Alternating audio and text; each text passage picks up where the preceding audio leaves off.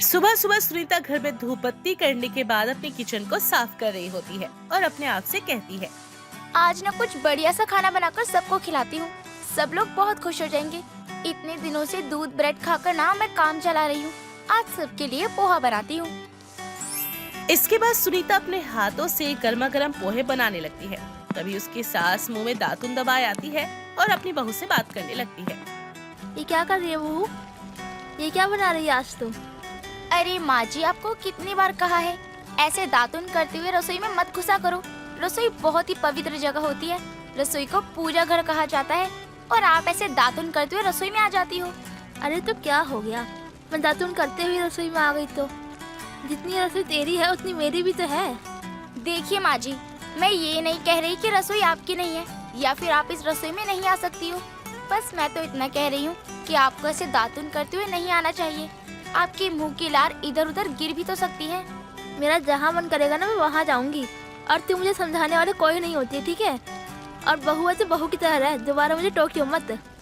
सुगंधा ये बोलकर वहाँ से चली जाती है। सुनीता अब अपने माथे पर हाथ रखते हुए कहती है, अब पूरी रसोई को फिर से शुद्ध करना पड़ेगा। माँ जी को भी मैं समझा समझा कर थक गई हूँ।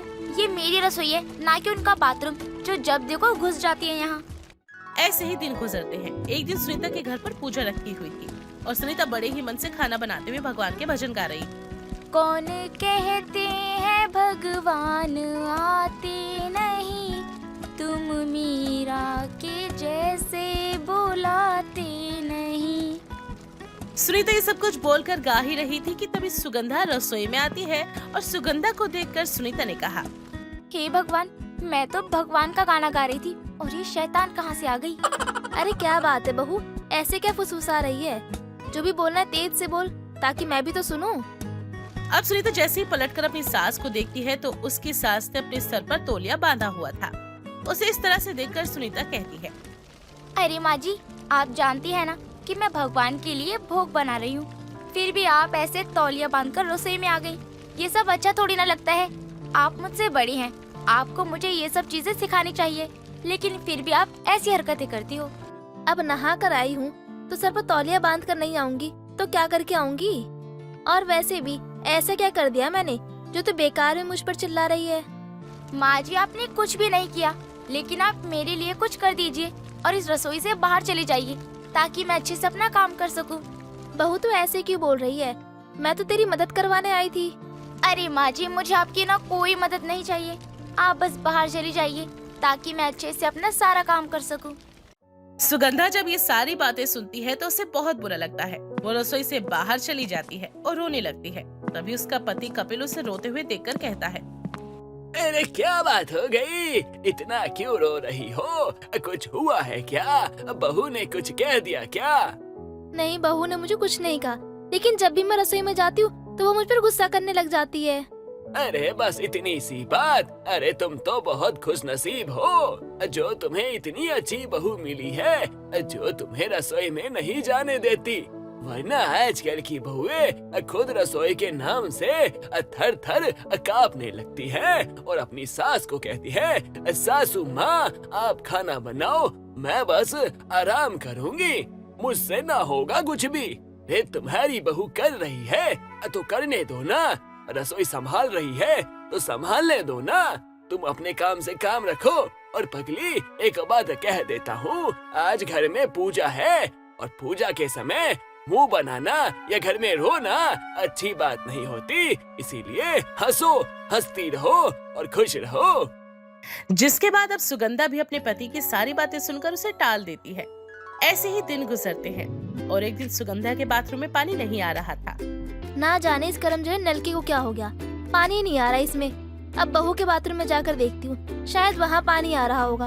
और फिर मुझे मंदिर भी तो जाना है। सुगंधा अब सुनीता के बाथरूम में जाकर देखती है तो सुनीता अपने बाथरूम में नहा रही थी। इस तरह से सुगंधा ने सुनीता को आवाज दी, बहू तुझे नहाने में कितना समय लगेगा? मुझे मंदिर जाना है, पड़ोसन मुझे लेने आती ही होगी। माँ जी, मुझे टाइम लगेगा, मैं अभी अभी बाथरूम में आई हूँ और कपड़े धो रही हूँ, आप थोड़ा इंतजार कर लीजिए। सुगंधा ये सुनकर चुप हो जाती है और अपने मन में सोचती है, बाथरूम में तो पानी नहीं आ रहा और दूसरे बाथरूम में मेरी बहू नहा रही है। क्यों ना रसोई में जाकर पानी भर लूं और बाथरूम में जाकर नहा लूं। अब सुगंधा बाथरूम से बाल्टी उठाती है और रसोई में से उस बाल्टी को भरती है। उसे उठाकर अपने बाथरूम में ले जाने लगती है। तभी उसका पैर फिसल जाता है और सारा पानी रसोई में फैल जाता है और सुगंधा को बहुत चोट लगती है। हाय राम, कितनी चोट आई है, मुझे बहुत दर्द हो रहा है। अरे कोई तो उठाओ, बेटा, बहू।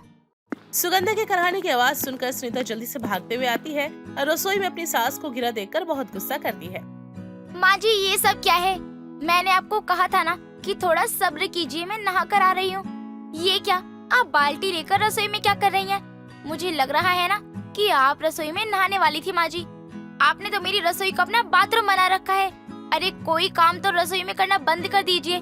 कुछ समय के बाद तो आप ना जाने क्या क्या रसोई में करती हुई नजर आओगी। बहू मेरी बात तो।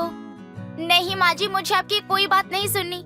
आप एक काम करिए, आप यहीं अपना बाथरूम बना लीजिए। और मेरे खाने का क्या है, मेरा खाना तो बाथरूम में भी बन जाएगा, लेकिन आप रसोई में आना मत छोड़िए। सुगंधा को बहुत बुरा लगता है। सुनीता एक बार भी उसकी चोट के बारे में नहीं सोचती। उसे उल्टी सीधी बातें सुनाकर वो वहाँ से चली जाती है। सुगंधा रोती हुई खुद से हिम्मत करके अपने आप को उठाती है और अपने कमरे में जाकर लेट जाती है और कहती है, बहू ने आज मेरे साथ अच्छा नहीं करा। बहू ने एक बार भी नहीं पूछा कि मैं कैसी हूँ, बस रसोई में मेरे को बाल्टी के साथ देखा और चिल्लाने लग गई। आज के बाद मैं उसकी रसोई में कदम तक नहीं रखूंगी। अगर उसे ऐसा लगता है ना कि रसोई उसकी है तो फिर उसी की रहे वो। सुगंधा भी ठान लेती है कि वो भी अपनी बहू की रसोई में अब कदम नहीं रखेगी। अब सुनीता भी ये सब कुछ अपने पति विक्रम के घर आने के बाद उसे बताती है। क्या? मेरी माँ रसोई में पानी के साथ गिर गई थी? अच्छा, तुमने उनसे पूछा कि उन्हें चोट तो नहीं आई कहीं? अगर आई होगी तो हम जाके डॉक्टर से इलाज करवा लेंगे। नहीं जी, ये सब तो मैंने उनसे पूछा ही नहीं। मैंने उन्हें पानी के साथ रसोई में देखा और मुझे बहुत जोर की गुस्सा आ गया और मुझे लगा ना कि वो बाथरूम की जगह रसोई में नहाने वाली हैं। तुम पागल हो क्या? हाँ, पागल हो तुम? तुम्हारे अंदर थोड़ी सी भी दिमाग नाम की चीज है? मेरी माँ है वो रसोई में गिर गई, उन्हें चोट लगी होगी और तुमने इंसानियत के नाते भी उनसे नहीं पूछा कि उन्हें चोट लगी है, नहीं लगी है, कैसी नहीं है। वो बेचारी चोट में, दर्द में होंगी। तुम्हें उनका सहारा बनना चाहिए था, उन्हें सपोर्ट करना चाहिए था, उनका साथ देना चाहिए था, उनको उठाकर ले जाना चाहिए था। और तुमने क्या किया? तुमने एक बार पूछा तक नहीं कि उन्हें चोट आई है, नहीं आई है। बस अपने दिमाग में एक चीज बिठा लिया कि बाल्टी लेके खड़ी है मेरी सास, तो इसका मतलब ये रसोई में नहाएगी। अरे पागल वागल हो क्या? अरे ये भी तो हो सकता है माँ रसोई में पानी लेने गई हो।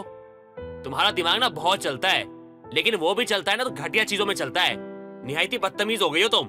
यहाँ तुम्हारी सास गिर गई और तुम्हें उससे कोई फर्क ही नहीं पड़ा। तुम्हें बस रसोई रसोई रसोई।